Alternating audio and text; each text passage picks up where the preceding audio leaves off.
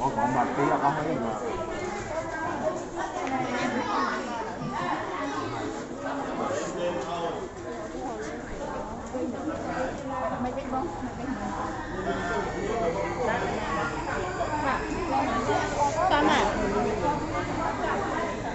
à cậu ơi đây nhà mà nghe nha cái mà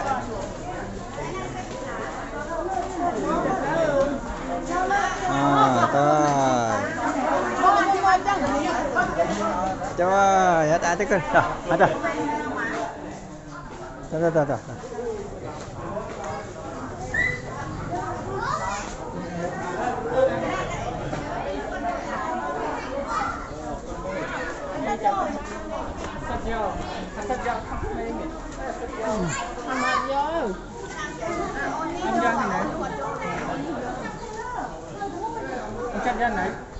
hả?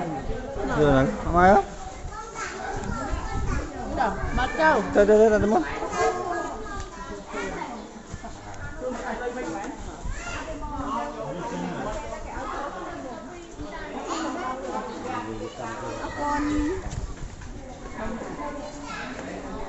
Cái này đã sầm bọt, vô sầm bọt.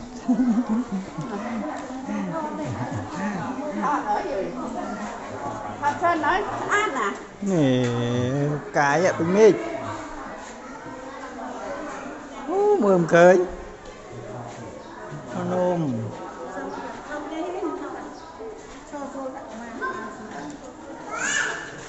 Dạ.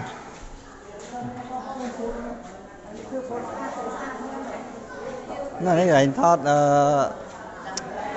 cái gì? Cái chân lối ấy, gạch thọt.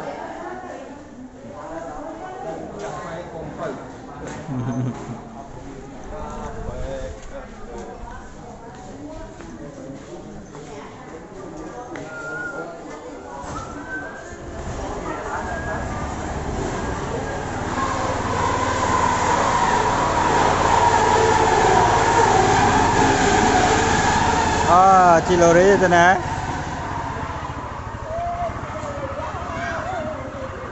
Ô, chị lô đấy. Chị nô, tao ơi.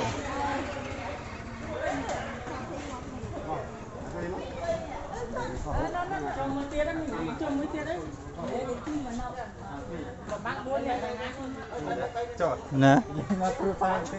Ôi, chị này.